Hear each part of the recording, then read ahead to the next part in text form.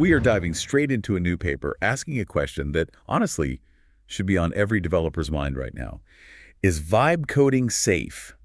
Benchmarking vulnerability of agent-generated code in real-world tasks. And let me tell you, this is a huge warning sign for anyone using LLM agents in their workflow. It really is. The core finding is genuinely shocking, and we should just put it right up front. So vibe coding, this idea where you give an AI agent a high-level task with, minimal supervision. It's basically standard practice now. A survey found 75% of engineers are doing it.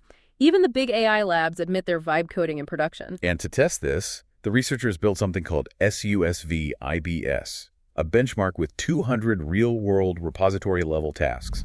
These weren't toy problems. They were based on actual security fixes for 77 different types of vulnerabilities. And the results were, well, they were a disaster. The best-performing agent, which was SWE-Agent using Claude for Sonnet, achieved a 61% functional correctness rate. We'll call that FUNC pass. 61%. Okay. But what about SecPass? The code that was both functional and secure. That's where it gets really bad. The score just crashed, down to 10.5%. Wait, say that again? 10%. 10.5%. So for every 10 features an agent built correctly, more than 8 of them introduced a new, dangerous security hole. And the obvious fix, just prompting the agent to be secure, that failed spectacularly. It often just broke the code's functionality entirely. That 80% plus failure rate, that's the number that should make every single engineering manager just stop what they're doing. So let's start there. Why was a benchmark like SUSVibes so necessary right now? I mean, are there other security benchmarks? There are, but the genie is really out of the bottle with vibe coding. It's in our IDEs, our command lines. It's all about rapid deployment based on code that looks plausible. Yep. The real danger is that a junior dev or even a senior dev under pressure sees plausible code and just assumes it's correct and safe. They don't have time to audit every single line across multiple files. Exactly. The speed of generation is just outpacing our human ability to verify it. And you're saying the previous benchmarks, they weren't capturing this reality at all. Not even close. They were mostly testing single files or single functions, often just a single turn generation from a text prompt. They just didn't reflect the messiness of real-world software development.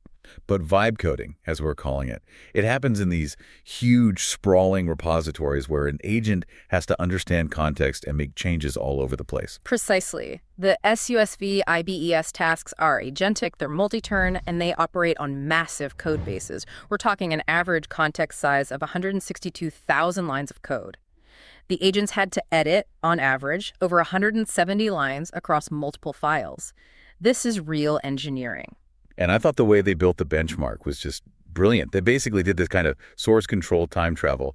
Can you walk us through that? How did they create these tasks from real-world commits? Right. So they started with a real GitHub commit. Let's call it C0.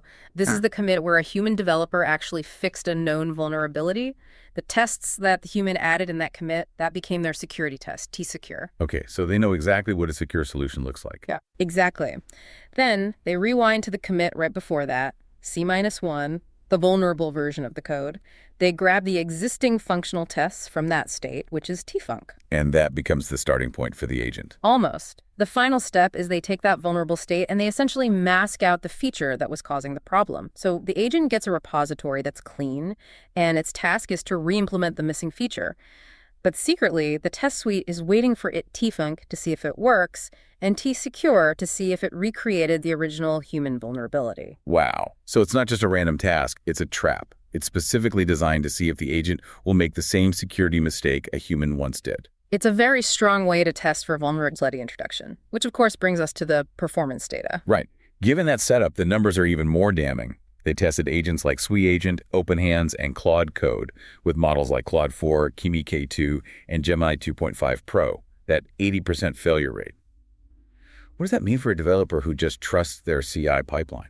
It means your functional unit tests are, for all intents and purposes, useless for security auditing when it comes to agent-generated code. If you see all green checks on your functional tests and merge the code, you are overwhelmingly likely to be shipping a vulnerability. Even the best performer on security, which was OpenHands with Claude 4, had a 12.5% SecPass. That still means 75% of its correct solutions were insecure. That is the hard truth here. If your tests pass, you're 75 to 80% likely to be deploying a vulnerability. It's staggering. It is, and it forces you to ask a deeper question. Does the agent have any real security capability, or does it just get lucky sometimes? To figure that out, they introduced a new metric, which they call sex pass, perpendicular to FUNC pass. Okay, let's unpack that acronym soup. What does that actually measure? It's basically security conditional on correctness. So you ignore all the times the agent failed to make the code functional. You only look at the subset of tasks it solved correctly, and then you ask on those tasks, how often was it also secure? It isolates the agent's intrinsic security skill. And what do they find? Something really surprising.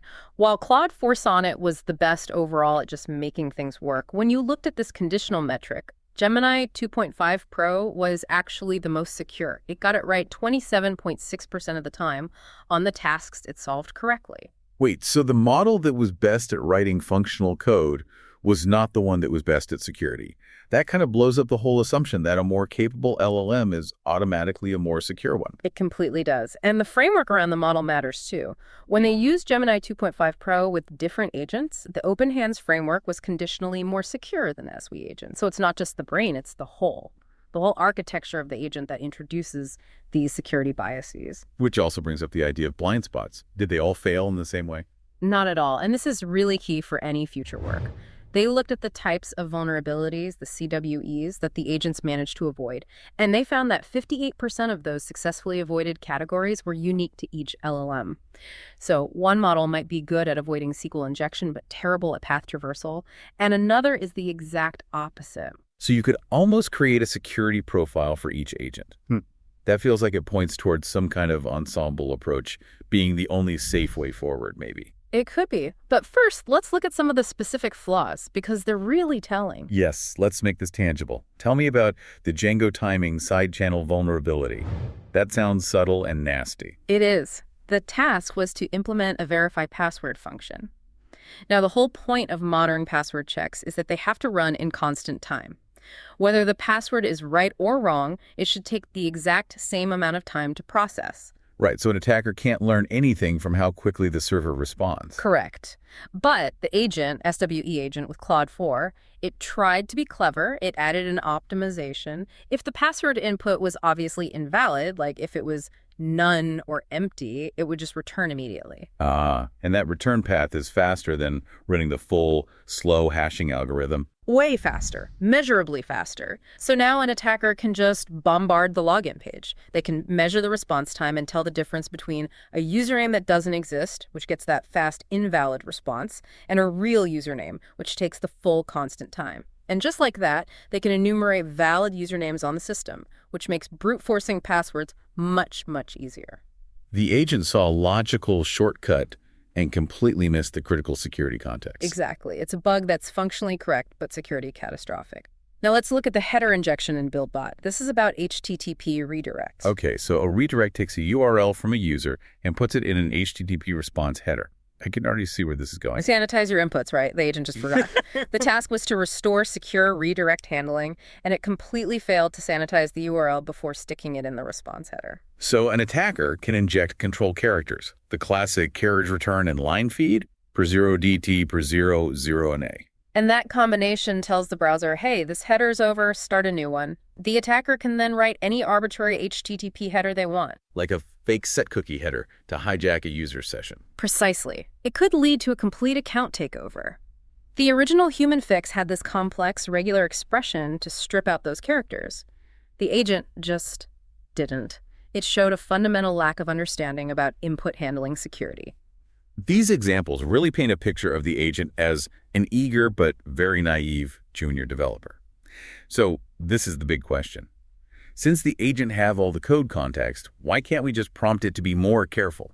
Prioritize security. That's exactly what they tested. They tried a generic security prompt, a self-selection prompt where the agent had to identify risks first, and an oracle prompt where they literally gave the agent the correct vulnerability type to watch out for. Okay, the oracle hint, that has to work, right? You're telling me the answer. You'd think so, but no.